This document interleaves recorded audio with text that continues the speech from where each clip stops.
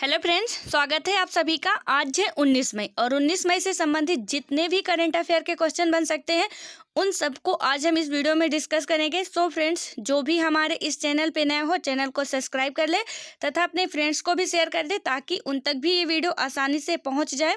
और वीडियो पसंद आए तो लास्ट में एक लाइक जरूर कर देना। राइट फ्रेंड्स, यहाँ पे एक बहुत अच्छी बात कही गई है कि जैसा आप सोचते हो वैसा ही बन जाते हो। तो फिर अच्छा सोचने में क्या जाता है, मतलब आप जो भी दिमाग में सोचोगे ना, सपोज आप स्टूडेंट हो, सोच रहे हो कि मेरे से ये काम ये पढ़ रहा हूँ याद ही नहीं हो रहा है, या ये काम कर रहा हूँ तो मेरे से हो ही नहीं रहा, तो वही दिमाग में आपके बैठ जाएगा कि हाँ ये तो मेरे से नहीं हो रहा है। लेकिन यदि आप सोचते हो कि नहीं ये तो मेरे से ही होगा, मैं जितना भी पढ़ता हूँ मेरे से सब कुछ याद हो जाता है, तो उसका एक अलग ही असर होगा कि आप जब भी पढ़ोगे तो आप यही सोचोगे कि हाँ मैं जितना भी कर रहा हूँ वो सब मेरे से हो जा रहा है। राइट।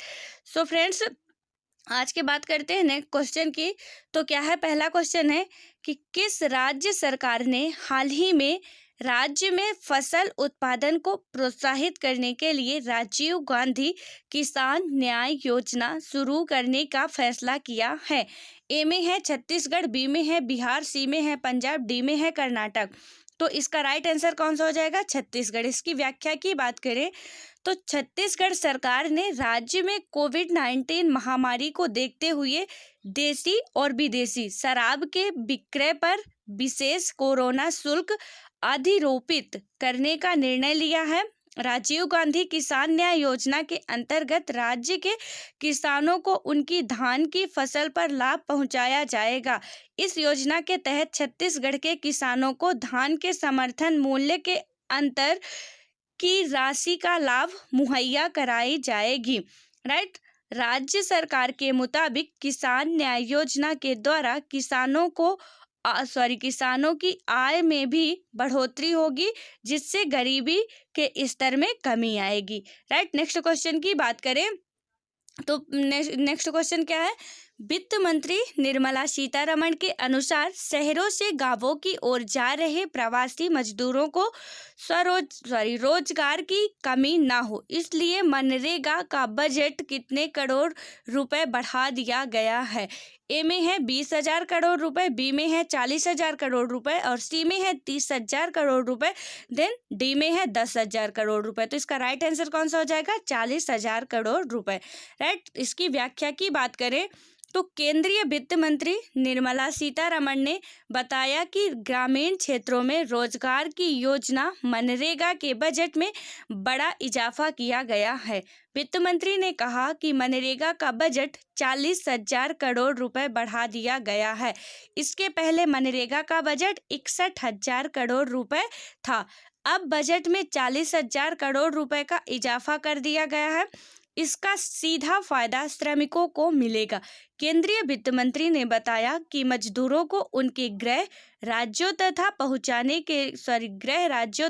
पहुंचाने के लिए 85% खर्च केंद्र सरकार दे रही है। राइट। नेक्स्ट क्वेश्चन की बात करें तो केंद्रीय रक्षा मंत्री राजनाथ सिंह ने हाल ही में घरेलू रक्षा और एरोस्पेस के लिए कितने करोड़ रुपए की योजना को मंजूरी दे दी है? तो ए में है 600 करोड़ रुपए, बी में है 800 करोड़ रुपए, सी में है 400 करोड़ रुपए, देन डी में है 700 करोड़ रुपए। तो इसका राइट आंसर कौन सा हो जाएगा? 400 करोड़ रुपए। इसकी व्याख्या की बात करें तो इन केंद्रों में देश में विकसित और निर्मित सैन्य हार्डवेयर उपकरणों का परीक्षण किया जाएगा। रक्षा उपकरण परीक्षण योजना DTIS का मुख्य उद्देश्य देश में रक्षा एवं हवाई क्षेत्र के उत्पादन को बढ़ावा देना है। बयान के मुताबिक यह योजना 5 साल की अवधि के लिए है और इस दौरान निजी उद्योगों की साझेदारी से 6 से 8 नए परीक्षण केंद्र स्थापित किए जाएंगे। राइट। रक्षा मंत्रालय ने आगे बताया कि इन योजनाओं के लिए सरकार अनुदान के रूप में 75% की राशि देगी और बाकी 25% लागत निजी उद्योगों और राज्य सरकारों की ओर से दी जाएगी। राइट। नेक्स्ट क्वेश्चन की बात करें तो पद्म भूषण पुरस्कार से सम्मानित और किस देश के राष्ट्रीय प्रोफेसर अनिसुज्जमान का 83 वर्ष की उम्र में निधन हो गया है। ए में है नेपाल, बी में है चीन, सी में है बांग्लादेश, डी में है पाकिस्तान। तो इसका राइट आंसर कौन सा हो जाएगा? बांग्लादेश। व्याख्या की बात करें तो भारत ने बांग्लादेश साहित्य एवं शिक्षा के क्षेत्र में उनके विशिष्ट योगदान को देखते हुए उन्हें पद्म भूषण से सम्मानित किया था। उन्हें वर्ष 2015 में साहित्य में उनके योगदान के लिए बांग्लादेश सरकार द्वारा सर्वोच्च नागरिक सम्मान स्वाधीनता पुरस्कार से सम्मानित किया गया था। प्रोफेसर अनिसुज्जमान को साल 2018 में बांग्लादेश सरकार द्वारा राष्ट्रीय प्रोफेसर के रूप में नामित किया गया था। राइट, नेक्स्ट क्वेश्चन की बात करें तो हाल ही में भारत सरकार, पश्चिम बंगाल सरकार और विश्व बैंक के मध्य पश्चिम बंगाल के दामोदर घाटी कमान क्षेत्र में सिंचाई सेवाओं तथा बाढ़ प्रबंधन के लिए कितने मिलियन डॉलर के एक ऋण समझौते पर अनुबंध किया गया है?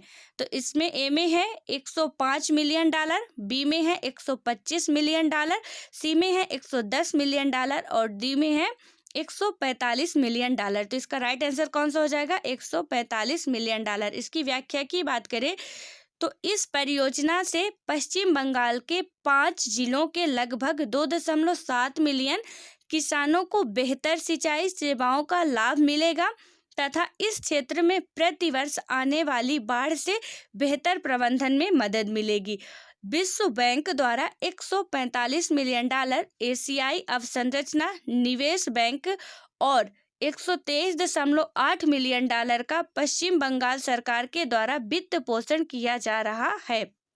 अमेरिका की टेनेसी घाटी प्राधिकरण के आधार पर दामोदर घाटी परियोजना के तहत वर्ष 1948 में दामोदर घाटी निगम की स्थापना की गई थी।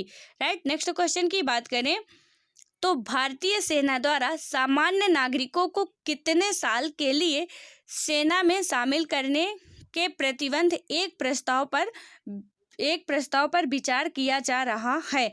ए में है 3 साल, बी में है 5 साल, सी में है 7 साल, डी में है 8 साल। इसका राइट आंसर हो जाएगा 3 साल। राइट, इसकी व्याख्या की बात करें तो यदि इस प्रस्ताव को मंजूरी मिल जाती है तो यह अपनी तरह का एक पहला प्रस्ताव होगा जो देश के आम नागरिकों को भी सेना में शामिल होने का अवसर प्रदान करेगा। इस प्रस्ताव के अनुसार नागरिकों द्वारा सेना में शामिल होना पूर्णतः स्वैच्छिक होगा। इसके अलावा चयन मानदंडों में किसी भी प्रकार की कोई कमी नहीं की जाएगी। वास्तव में पारित होने से ऐसी उम्मीद की जा रही है कि इसके परिणाम स्वरूप सेना के वेतन और पेंशन खर्च में भारी कमी होगी तथा इस प्राप्त धनराशि का उपयोग सेना के आधुनिकीकरण के लिए किया जा सकेगा। राइट, नेक्स्ट क्वेश्चन की बात करें तो राष्ट्रपति रामनाथ कोविंद ने हाल ही में घोषणा की है कि वे अपने वेतन का कितने प्रतिशत कोरोना महामारी के खिलाफ लड़ाई में भारत सरकार की सहायता के लिए दान करेंगे। ए में है 50%, बी में है 10%, सी में है 60% और डी में है 30%। तो इसका राइट आंसर कौन सा हो जाएगा? 30%। इसकी व्याख्या की बात करें तो रामनाथ कोविंद ने मार्च में पीएम केयर फंड्स में 1 महीने का वेतन का योगदान दिया था और अब उन्होंने 1 साल के लिए अपने वेतन में 30% की कटौती का फैसला लिया है। राष्ट्रपति भवन पैसे बचाने और इस लड़ाई में मदद करने के लिए राष्ट्रपति के निर्देश का पालन करेगा और यह कोरोना महामारी के खिलाफ लड़ने के लिए खर्च को कम करने और पैसे बचाने के लिए एक उदाहरण स्थापित करने के लिए किया जा रहा है। वेतन कटौती के अतिरिक्त राष्ट्रपति के घरेलू दौरे और कार्यक्रमों में भी कटौती की जाएगी। राइट, नेक्स्ट क्वेश्चन की बात करें तो किस उपलब्धि के उपलक्ष्य में प्रत्येक वर्ष 16 मई को अंतर्राष्ट्रीय प्रकाश दिवस means international day of light मनाया जाता है? ए में है बल्ब का आविष्कार, बी में है बिजली का आविष्कार, सी में है पहला सफल लेजर ऑपरेशन, डी में है केपलर दूरबीन की मदद से हजारों एक्सो प्लैनेट्स की खोज। इसका राइट आंसर हो जाएगा पहला सफल लेजर ऑपरेशन। इसकी व्याख्या की बात करें तो भौतिक शास्त्री और इंजीनियर थियोडोर मेमन द्वारा लेजर के पहले सफल लेजर ऑपरेशन की सालगिरह के उपलक्ष्य में प्रतिवर्ष 16 मई को यह दिवस मनाया जाता है। पहला सफल लेजर ऑपरेशन थियोडोर मेमन द्वारा वर्ष 1960 में इसी दिन मनाया गया था। राइट, नेक्स्ट क्वेश्चन की बात करें तो इवेंट बूट को लेकर हाल के दिनों में काफ़ी चर्चा हुई है। इस संदर्भ में निम्न कथनों पर विचार करें। इसका पहला स्टेटमेंट है इवेंट बूट ट्रोजन एक वायरस या मेलवेयर है। दूसरा स्टेटमेंट है भारतीय computer emergency response team event boot को लेकर हाल ही में चेतावनी जारी की है। इसका नेक्स्ट स्टेटमेंट है यह चीन द्वारा आधिकारिक तैयार किया गया मोबाइल एप्लीकेशन है। तो इसमें से क्या बताना है, उपरोक्त कथनों में से कौन सा कथन सत्य है। तो ए में है केवल एक, बी में है एक और दो, सी में है दो और तीन, डी में है एक, दो और तीन। तो इसका राइट आंसर कौन सा हो जाएगा, एक और दो। राइट, इसकी व्याख्या की बात करें तो इवेंट बूट ट्रोजन एक वायरस या मेलवेयर है जो किसी उपयोगकर्ता मीन्स यूजर के बिना अनुमति के उनके मोबाइल जानकारियों की चोरी करता है। राइट, नेक्स्ट क्वेश्चन की बात करें तो 17 मई 2020 को निम्न में से कौन सा दिवस मनाया जाता है। इसमें पहला है विश्व हाइपरटेंशन दिवस, दूसरा स्टेटमेंट है विश्व दूरसंचार दिवस, देन थर्ड है सिक्किम स्थापना दिवस। तो इसका राइट इसमें ऑप्शन क्या है, केवल एक, ए में है, बी में एक और दो, सी में दो और तीन, डी में एक और तीन। तो इसका राइट आंसर कौन सा हो जाएगा, एक और दो।